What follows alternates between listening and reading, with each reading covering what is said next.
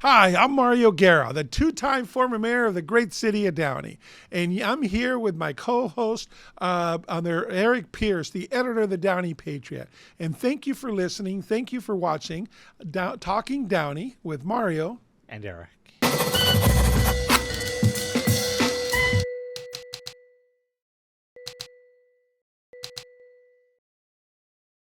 Hey, what's going on?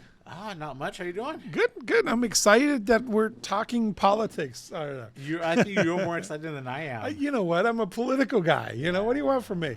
You know what I do? So we're recording this in, it's almost May. Yeah. And so I look forward to the elections in November.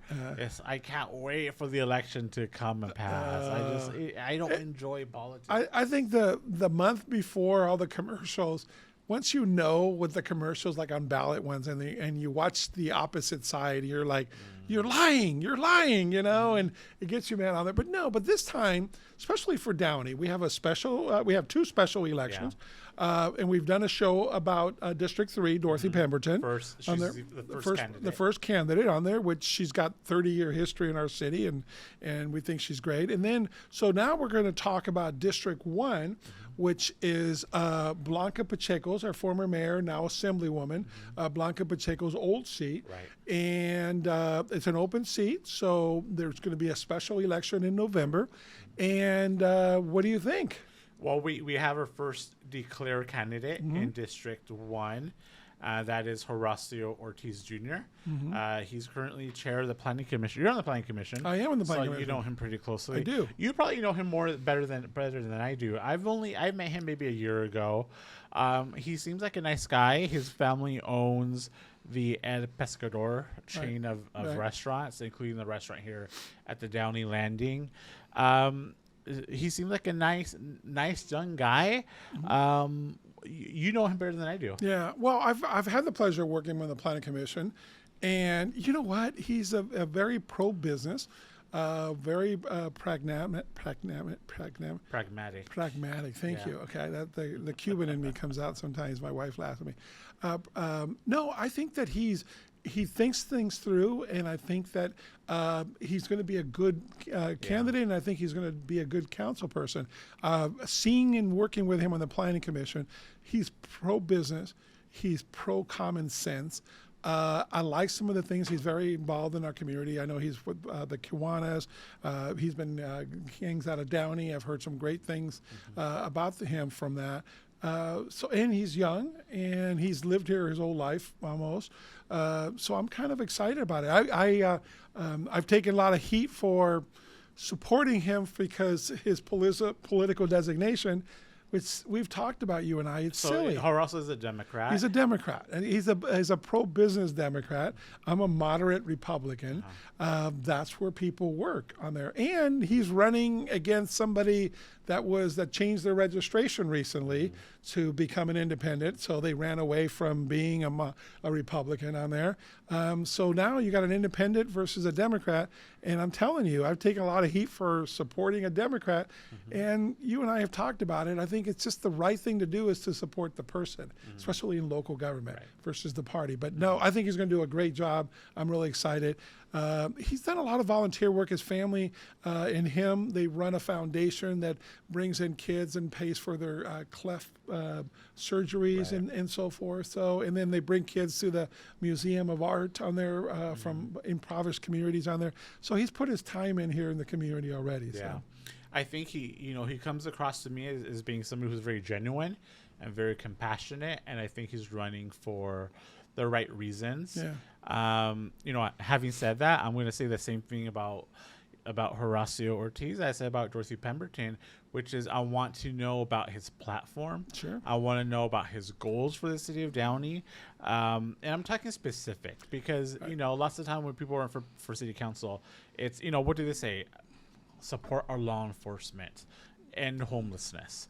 And I get it, but how? Like, what's the plan? Right. What do they want to do specifically? You know, we need to know. We deserve to know. Right. And this isn't a knock on anybody because we're so early in the process. Right. Those questions, we'll get opportunities to ask the candidates those questions later Well, one on. of the big things, I mean, the good thing with him, you have a track record to see his voting pattern already because he's been on the Planning Commission.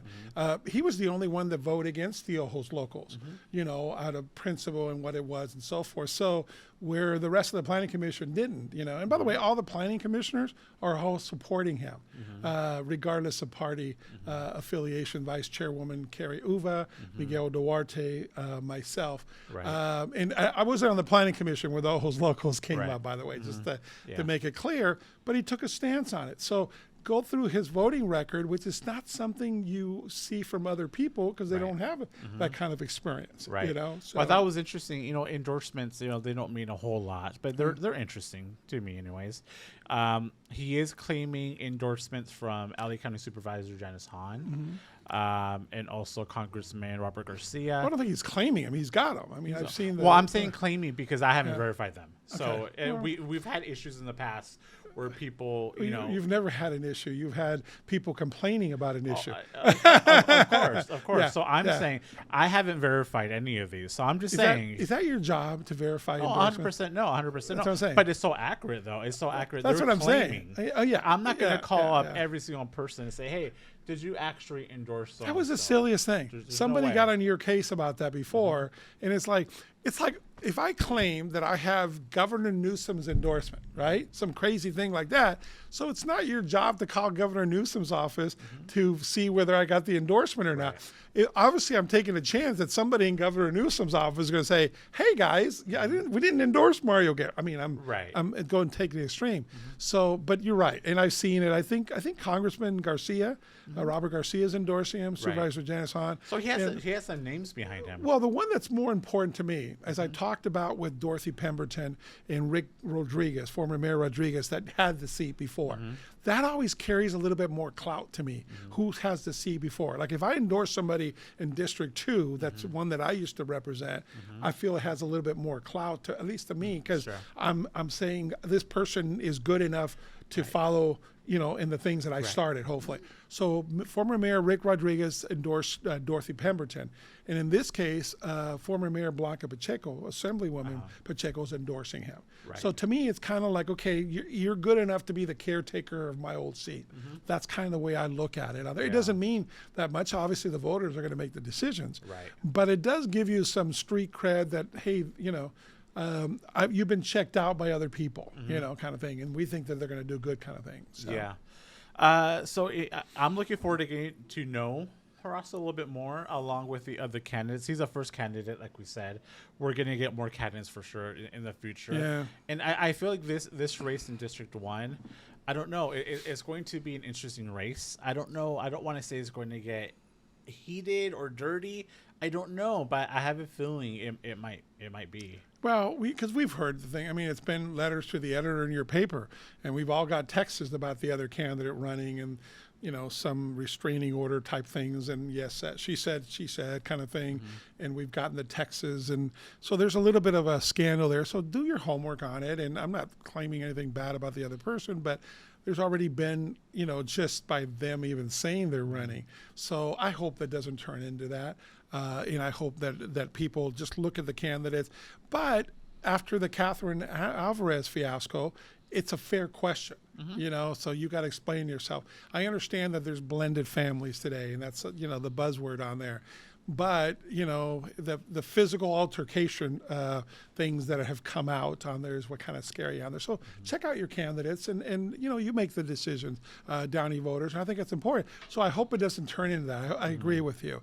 But there's already been, several letters to the editor. I got slammed down there because there was a falsehood that the former mayor's coalition was endorsing another candidate, which it wasn't. I didn't endorse this person. And it came out in the paper kind of like critiquing us because we endorsed this person. Well, there's been a lot of questions. And honestly, I'm confused about the former Downey mayor's coalition and how it works and how the whole endorsement process works, because it's not like you guys don't always agree within yourselves. But I'm assuming there's a process in how to. There was a process, and then when it gets broken, it gets broken. Yeah. You know, so, but, you know, so that's why some of the former mayors just said, well, we're endorsing that other person regardless. I can't stake my credibility on somebody with that kind of history.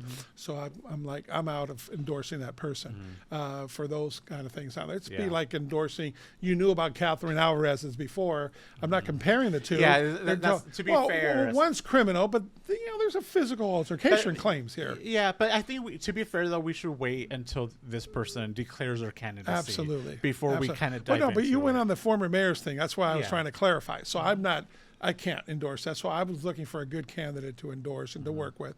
And regardless of politics, political affiliation, I thought Horacio is like the best choice. So that's why I'm endorsing. Well, and I 100% agree in that case, because the people that we want to serve on the Downey City Council, we should want them to serve for the best interest of Downey, not because they're a Republican or because they're a Democrat.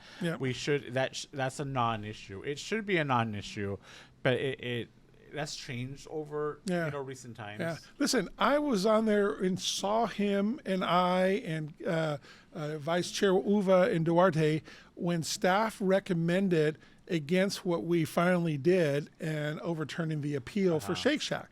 It wasn't going to come because of that. They wanted us to uphold this appeal, that it was dramatic changes. Substantial was the key word. Yeah, there was no definition of substantial. So we used that to overturn staff and uphold the appeal, and Shake Shack is coming because of that. So we talked that out on the dais. It's an open meeting. It's a forum where you and I did a discussion here about that. So I've seen him in action, and I think that's kind of why I have a preponderance in knowing that he's a pro-business person, and seeing him, what his thought process is openly. Sure. So, yeah. Well, I'm looking forward to getting to know Horacio more over the summer. He's gonna be on the podcast. He's gonna be invited to be on the podcast, as is every candidate, and we'll get to know him. We'll talk to him. We'll ask him some questions, and we'll learn about his policies and what he wants to do for the city of Downey. Yeah, no, I'm looking forward to it on there. Yeah. But the key, and we said it before on the episode for Dorothy Pemberton, make informed decisions. It's never been more critical.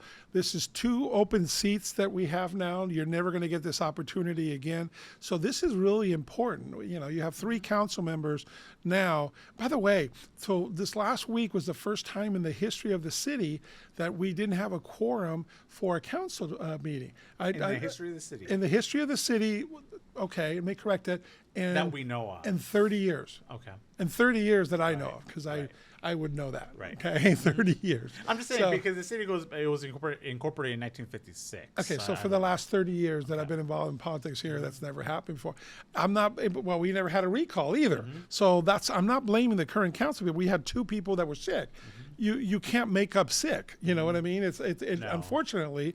So you have, Mayor Claudia Fermena and Councilman Hector Sosa, and I think Councilmember Timothy Horn was ill. And I know you talked to him because he was going to be on our podcast and could make it. And I know that Mayor Pro Tem Mario Trujillo was ill also. So you can't, but the point is, having that open seat makes a difference in our city. You really do need to have 3 people there. Right. And we're going to have the opportunity on there. One will be District 1, this one that we're talking about now, and then District 3, the one that Dorothy Pemberton is running for. So, anyway. Great. Interesting. It's going to be a busy summer for everybody. It's going to be a busy summer on there. Make informed decisions. It's important, okay? It's important what we do. So thank you to our sponsor, Financial Partners Credit Union, for doing this, for supporting Talking Downey. We hope that our podcasts are informational. They talk about current topics. We'd love to hear from you. And we thank the people that are willing to put themselves out there to run. But anyways, thank you for watching. Thank you for listening. Thank you for watching. Thank you for listening. Talking Downey with Mario and Eric.